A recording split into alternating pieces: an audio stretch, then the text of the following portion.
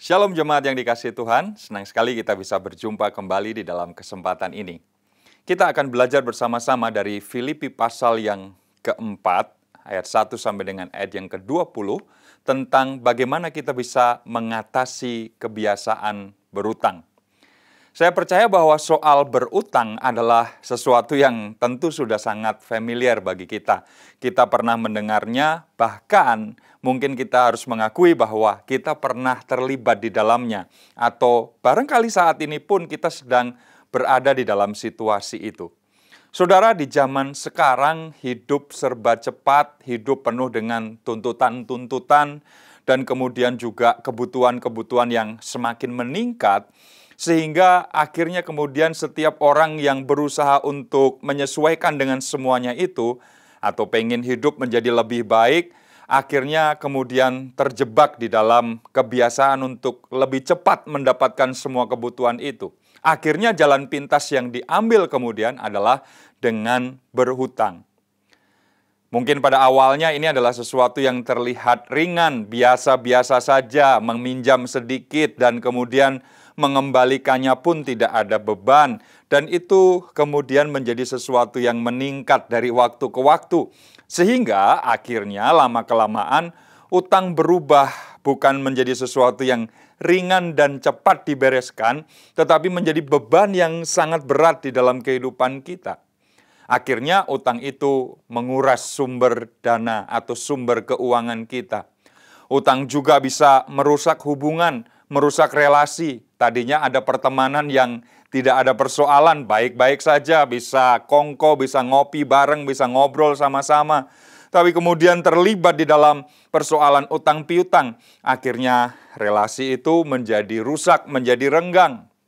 Dan bahkan pada akhirnya utang juga bisa melemahkan iman kita kepada Tuhan.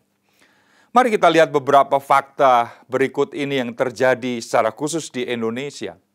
Pada 1 Januari sampai 27 Februari 2025, Satgas Pasti dari OJK memblokir 587 entitas yang terkait dengan pinjol ilegal. Dan tentu saja ini adalah sesuatu yang sangat merugikan masyarakat. Lalu menurut sebuah riset, total pinjaman yang masih beredar dari pinjol ilegal itu diperkirakan mencapai 230 sampai 260 triliun. Jumlah yang sangat besar, jauh lebih besar daripada pinjol atau pinjaman online legal yang hanya sekitar 80 triliun per Juni 2025. Sehingga kita bisa melihat bahwa fakta ini adalah fakta yang sangat mencengangkan. Lalu sepanjang tahun 2024 ada Satgas yang menerima laporan sejumlah 15.160 lebih yang merupakan kasus-kasus yang terkait dengan pinjaman online ilegal ini.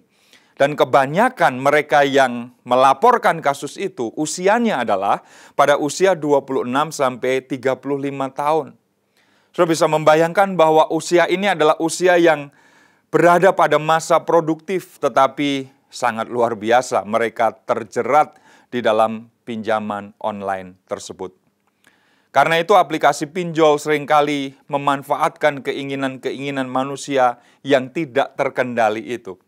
Banyak orang meminjam bukan untuk kebutuhan-kebutuhan yang mendasar di dalam dirinya, tetapi untuk gaya hidup, untuk sesuatu yang bukan merupakan kebutuhan pokok, dan akhirnya kemudian jatuh ke dalam lingkaran setan yang mencekik, yang akhirnya membinasakan banyak hal.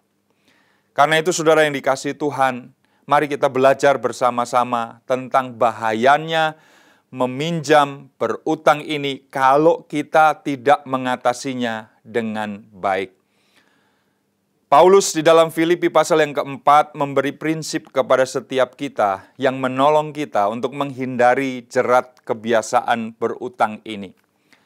Saya rasa kalau kita berutang tetapi kemudian memiliki kemampuan untuk mengembalikan dalam term atau waktu tertentu, semuanya masih di dalam kendali kita. Kalau dalam hukum ekonomi wajar-wajar saja. Tetapi jangan sampai kemudian utang ini adalah sesuatu yang membelit kita. Sesungguhnya kita tidak mampu, ketambahan dengan beban utang itu, sehingga kita menjadi orang yang tidak bijak dengannya. Nah, ketika jerat utang adalah sesuatu yang sulit sekali untuk kita atasi di dalam diri kita, langkah-langkah apa yang akan kemudian kita lakukan sesuai dengan prinsip firman Tuhan di Filipi pasal 4 ini? Mari kita lihat satu persatu, ada hal-hal penting yang kemudian kita bisa kerjakan, kita bisa lakukan supaya kita dibebaskan dari jerat utang tersebut. Yang pertama, kita harus belajar untuk mencukupkan diri. Dalam ayat 11 dari Filipi pasal 4 ini diajarkan kepada kita, aku telah belajar mencukupkan diri dalam segala keadaan. Demikian kata firman Tuhan, mencukupkan diri di dalam segala kondisi, dalam segala keadaan.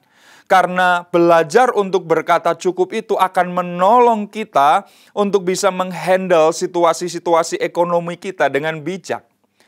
Mengapa mencukupkan diri sebagai sesuatu yang sangat penting di dalam bagian ini? Saudara, banyak orang berutang, sekali lagi, bukan karena kurangnya penghasilan. Bukan karena kurangnya pemenuhan dari apa yang dia dapatkan di dalam pekerjaannya. Tetapi adalah karena kurangnya rasa cukup. Ketika hati kita tidak pernah merasa puas dengan apa yang kita miliki, tidak belajar berkata, terima kasih Tuhan untuk apa yang Engkau percayakan, tidak belajar untuk mencukupkan diri dengan semua yang kita terima itu, dan kemudian menjadi selalu ingin lebih, kurang lagi, maka utang menjadi jalan pintas yang kemudian dipilih. Saudara, prinsip firman Tuhan dalam bagian ini sangat jelas. Sebagaimana yang dituliskan Paulus kepada jemaat di Filipi, kepuasan sejati itu bukan pada soal jumlah, tetapi pada hati yang bersyukur. Saudara, mungkin secara jumlah apa yang kita terima kecil, tetapi ketika kita menerima semuanya itu dengan penuh syukur, maka rasa cukup itu, rasa syukur itu akan menolong kita untuk mengelola apa yang secara jumlah kecil itu dengan bertanggung jawab. Kita tidak tergoda untuk membeli, mendapatkan, atau mengambil sesuatu yang tidak sesuai dengan apa yang sudah kita terima itu. Karena nggak akan pernah cukup kalau kita berkata ya terhadap keinginan. Saudara, keinginan itu unlimited. Keinginan itu tidak ada batasnya. Selalu ada yang baru, selalu ada yang lebih, selalu ada tingkatan berikutnya lagi. Dan itulah yang akan kita alami kalau kita tidak pernah merasa cukup di dalam kehidupan kita. Jumlah besar pun secara nominal, kalau tidak disertai rasa cukup, akan menjadi sesuatu yang lebih berbahaya lagi. Tetapi mari kita belajar dari seberapapun yang Tuhan percayakan, yang Tuhan berikan kepada kita, kita belajar untuk berkata, terima kasih Tuhan. Ini pasti cukup, ini pasti bisa saya kelola. Saya bersyukur untuk semuanya ini. Akhirnya kemudian kita tidak tergoda untuk melihat apa yang orang lain terima, apa yang orang lain alami. Karena berkat untuk setiap anaknya berbeda-beda sesuai dengan takaran yang Tuhan sudah siapkan. Masing-masing punya kepercayaan yang diberi oleh Tuhan tersendiri. Masing-masing punya ukuran-ukuran yang ditentukan oleh Tuhan sendiri dan Dia yang tahu. Kita tidak bisa mengatur semuanya itu. Yang bisa kita lakukan adalah mengelola, mengatur apa yang sudah kita terima dari Tuhan. Makanya di dalam 1 Timotius 6 ayat 6 dikatakan ibadah yang disertai rasa cukup memberi keuntungan besar.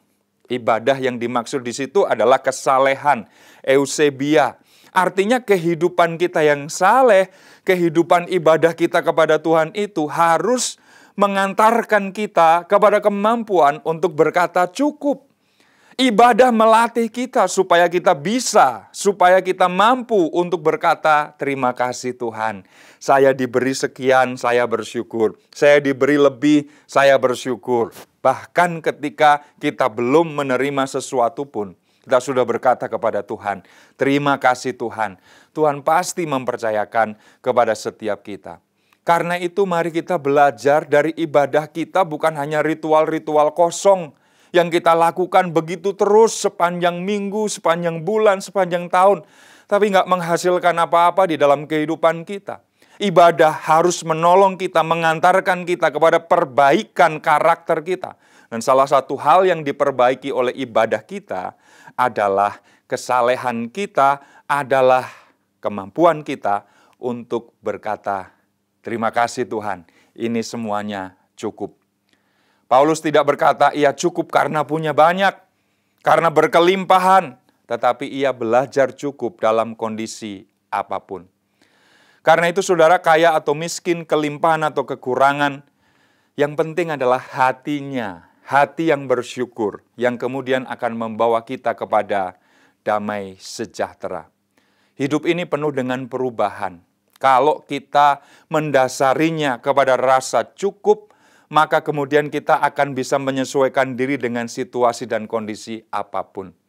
Lagi sulit, lagi kering, lagi ada di dalam pergumulan-pergumulan, kalau pada masa kelimpahan, kalau saat segala sesuatunya mudah, kita sudah belajar untuk berkata cukup, cukup, lalu kemudian kita menyimpan dengan bijak, kita masih bisa bertahan dalam keadaan apapun. Dan selalu yang kita lihat adalah pemeliharaan Tuhan yang sempurna di dalam kehidupan kita. Rasa cukup kita bergantung kepada apa yang Tuhan berikan. Rasa cukup kita tidak bergantung pada situasi. Kalau digantungkan pada situasi, nanti kita mudah goyah. Nanti kemudian kita bisa berubah dan pada akhirnya cari solusi instan. Udah, tambahkan dengan utang saja. Udah, ini ada jalan yang lebih pintas, lebih cepat. Ngapain kamu lama-lama menunggu proses? Ini saja, cepat. Kamu tinggal foto saja dengan KTP. Dan kemudian isi syarat-syarat tertentu, beres, langsung cair. Akhirnya kemudian kita tergoda dengan itu semua. Dan apa yang terjadi? Jeratan, belitan, masalah yang kemudian muncul di dalam kehidupan kita. Belajar berkata cukup juga adalah hal yang terjadi ketika kita bisa membedakan mana yang kebutuhan, mana yang keinginan. Banyak utang muncul bukan karena kebutuhan pokok, tapi keinginan-keinginan yang muncul dan tak terkendali. Pengen barang terbaru, pengen barang mewah, pengen liburan sebagai sesuatu yang seharusnya bisa dilakukan nanti ketika semuanya sudah settle, sudah mapan. Pengen mengikuti tren, pengen kemudian mengikuti teman-temannya yang juga melakukan hal yang sama. Saudara, Amsal pasal 21 ayat 20 berkata, orang bodoh menghamburkan hartanya. Karena itu mari kita belajar berkata cukup. Sebelum kita memutuskan untuk membeli sesuatu, ambil sesuatu, atau meminjam sesuatu, mari kita tanyakan, apakah ini benar-benar kebutuhan saya? Atau ini hanya keinginan-keinginan yang sebenarnya bisa ditunda kapan-kapan, atau bukan hanya ditunda, ini adalah sesuatu yang tidak harus juga, nggak ada masalah. Tidak tersedia pun, nggak ada persoalan. Mari kita belajar aman dengan diri kita, secure dengan diri kita dengan berkata, cukup. Terima kasih Tuhan, aku bersyukur kepadamu untuk semua yang Tuhan percayakan kepadaku. Jadi yang pertama kita perlu belajar mencukupkan diri. Belajar berkata cukup dari apa yang Tuhan berikan, dari apa yang Tuhan percayakan. Selalu ingat, kalau kita bertanggung jawab dengan kepercayaan Tuhan itu, Dia akan meningkatkan kita kepada tanggung jawab yang lebih besar. Yang kedua, kunci dari Filipi pasal 4 ini, kita bisa temukan di dalam ayat 13, adalah mempercayakan diri. Saudara, dikatakan di dalam ayat 13, segala perkara dapat kutanggung di dalam Dia yang memberi kekuatan kepadaku. Ayat ini sering dipakai di dalam konteks pelayanan atau di dalam pencapaian-pencapaian hidup, di dalam goal-goal di dalam hidup kita yang sudah tercapai. Tetapi sesungguhnya di sini Paulus menggunakannya dalam konteks finansial dan juga dalam kehidupan sehari-hari. Mengapa banyak orang terjerat dalam utang? Ada beberapa alasan. Pertama, mungkin karena merasa tidak sanggup memenuhi kebutuhannya sendiri. Yang kedua, mereka kemudian mencari, dalam tanda petik, juru selamat dalam bentuk pinjaman yang cepat supaya dia bisa segera keluar dari persoalan finansialnya itu. Tentu saja ini seperti yang dikatakan Mazmur 20 ayat 7. Ada orang yang memegahkan kereta dan kuda, tetapi kita bermegah dalam nama Tuhan Allah kita. Seharusnya kita bermegah karena Tuhan. Satu-satunya alasan kita bermegah hanya karena Dia. Tapi manusia yang tidak kenal Dia, manusia yang sudah ingkar daripadanya, akan mengandalkan kereta, akan mengandalkan kekuatan kuda. Apa prinsip yang diajarkan di sini? Kita bisa belajar dari Paulus bahwa Kristus itu memberi kekuatan bagi setiap kita untuk hidup bijak dan untuk hidup hemat. Mengandalkan Kristus bukan hanya untuk pelayanan, tetapi juga untuk mengambil keputusan-keputusan penting di dalam finansial kita. Mengambil keputusan-keputusan strategis di dalam persoalan keuangan kita yang sehat. Karena itu saudara, mari kita percayakan diri kita kepada Tuhan karena Dialah yang membuat kita sanggup melewati semuanya. Di dalam Dia segala perkara dapat kita tanggung. Percayalah kepada Tuhan bahwa Dia sanggup mencukupi dengan caranya. Ada sebuah jaminan yang disampaikan di dalam Mazmur pasal 37 ayat 25. Aku tidak pernah melihat orang benar ditinggalkan, atau anak cucunya meminta-minta roti. Saudara, Tuhan menjamin bahwa kebutuhan kita, keperluan kita adalah sesuatu yang pasti Tuhan cukupi. Ingatkah kita pada apa yang disampaikan oleh Tuhan Yesus dalam Matius pasal 6? Apa yang kamu makan, apa yang kamu minum, apa yang kamu pakai, semuanya itu disediakan oleh Bapa-Ku. Bapa-Ku yang di surga tahu bahwa kamu memerlukan semuanya itu. Kalau burung di udara saja dipelihara, rumput di padang Dia hiasi. Semuanya itu adalah hal yang menggambarkan kasih Tuhan kepada kita. Kalau yang itu saja dicukupi oleh Tuhan, masakan kita anak-anaknya tidak dipenuhi kebutuhan-kebutuhan kita. Makanya kemudian kita mempercayakan diri kita. Segala perkara dapat kutanggung di dalam Dia yang memberi kekuatan kepadaku. Berutang kadangkala menjadi sebuah tanda bahwa kita kurang percaya kepada pemeliharaan Tuhan, langsung atau tidak. Kadang-kadang kita mengambil langkah cepat itu karena kita meragukan, aduh, Tuhan bisa enggak ya? Kalau Dia bisa kok belum juga Dia menyatakan pertolongannya. Udahlah, akhirnya kemudian kita mengambil langkah sesuai dengan pemikiran kita sendiri. Bukankah itu adalah sebuah bentuk kekurang berserahan kita, kekurang percayaan kita kepada Tuhan? Utamakan doa. Dan ketika kita berdoa, tentu tidak hanya cukup dengan berdoa. Di dalam doa itulah Tuhan menyatakan hikmat-Nya kepada kita. Sebelum akhirnya kemudian kita mengambil keputusan-keputusan secara khusus di dalam hal finansial ini. Daripada mencari pinjaman instan, pinjaman online cepat, mari kita membawa kebutuhan kita kepada Tuhan. Dan percaya bahwa Dia bisa buka jalan, Dia sanggup untuk mencukupkan keperluan, kebutuhan setiap kita, dan apapun juga yang kita butuhkan. Kalau itu sungguh-sungguh kebutuhan kita, Tuhan pasti cukupkan pada waktunya. Karena itu mari kita percayakan diri kepada Tuhan. Di dalam Dia kita sanggup, di dalam Dia kita bisa, karena Dialah yang mencukupkan kebutuhan setiap kita. Yang ketiga, pelajaran yang kita ambil dari Nats Filipi pasal 4 ini adalah tentang menitipkan diri. Saudara, di dalam ayat yang ke-14 dan sampai ayat 19, mengajarkan kepada kita bahwa kita harus membangun relasi dengan orang lain. Artinya kita bisa menitipkan diri kita tidak hidup asosial, kita tidak mengasingkan diri kita dari orang lain, dari saudara seiman, tapi bagaimanapun kita hidup bersama-sama dengan mereka.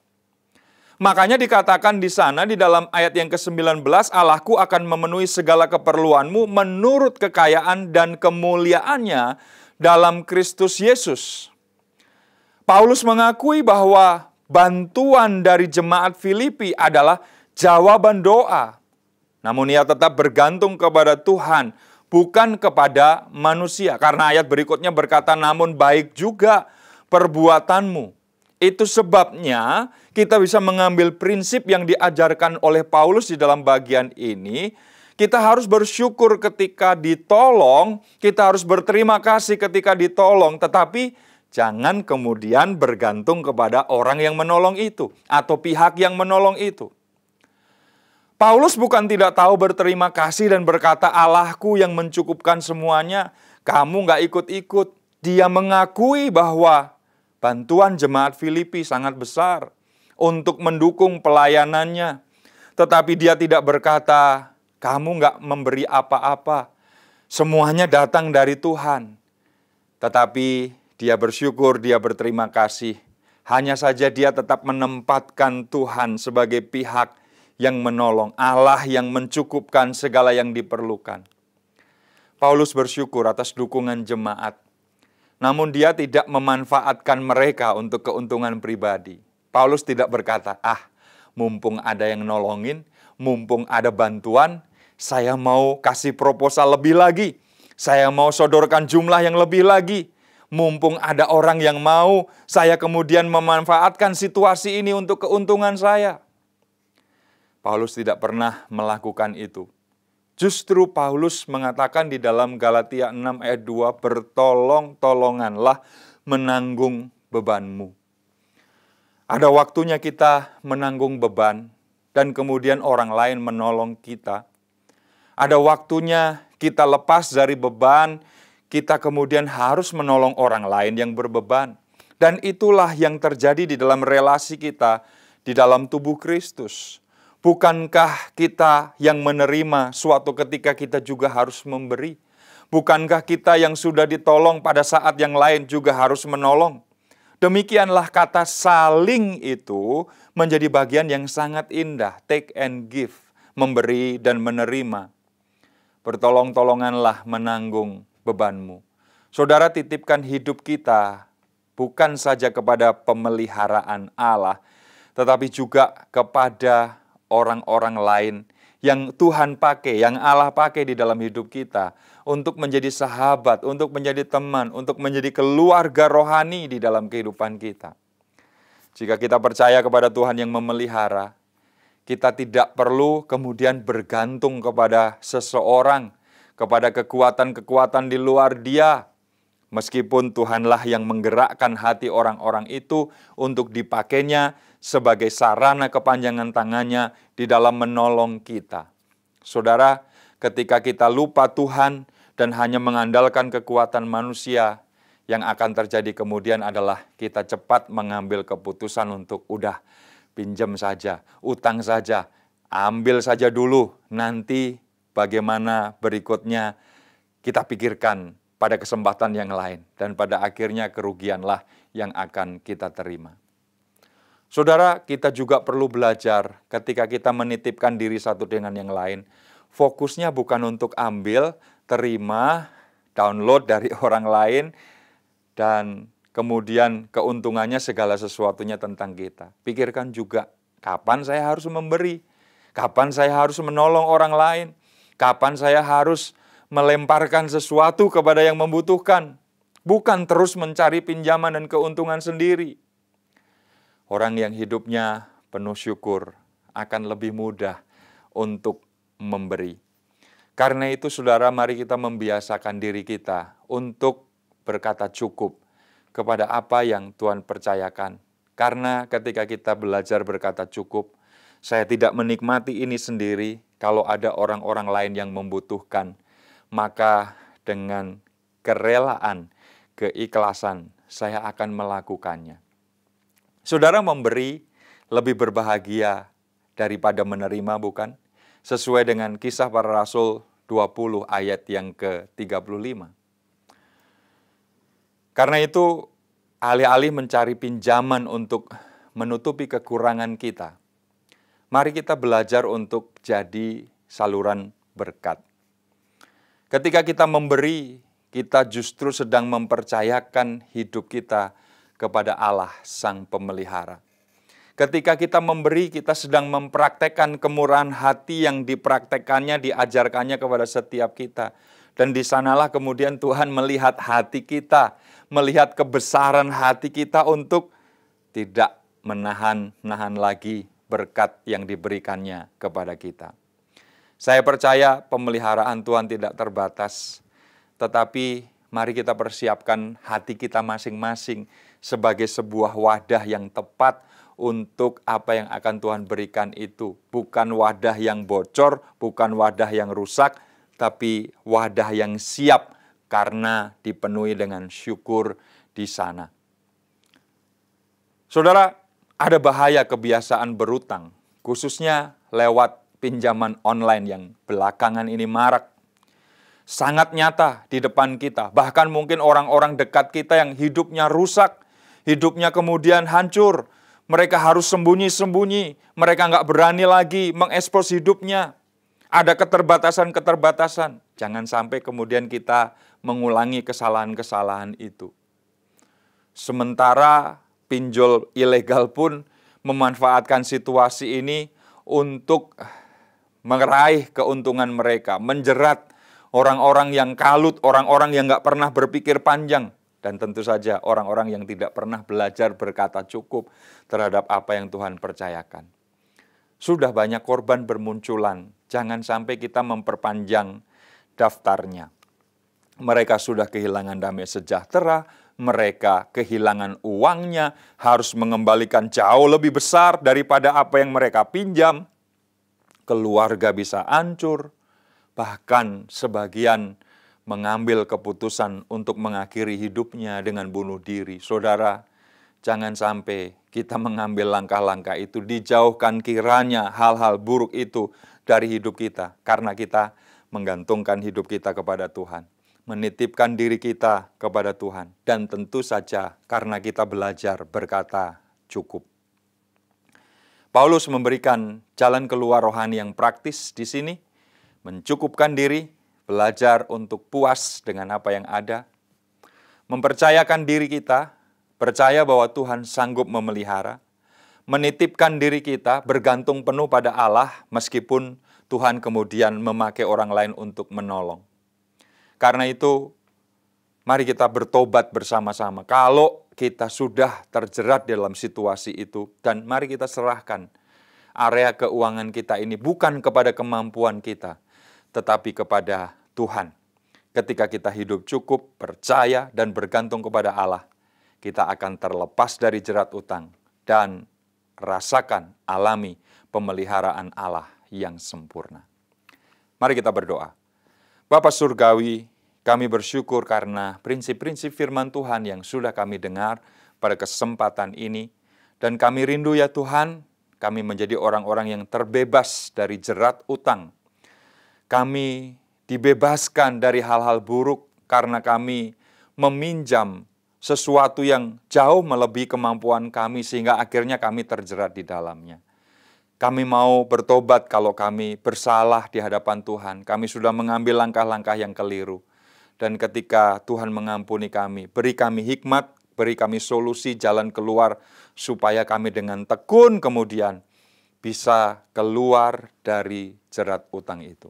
Terima kasih Tuhan, kami percaya berkat-Mu turun atas setiap hamba-hamba-Mu yang menyaksikan ibadah online ini, mengikutinya dari rumah mereka masing-masing, biar curahan berkat Tuhan Engkau nyatakan atas mereka. Kami berdoa bersyukur hanya di dalam nama Tuhan Yesus Kristus. Haleluya. Amin. Kita akan berjumpa lagi dalam kesempatan yang lain. Tuhan memberkati saudara sekalian.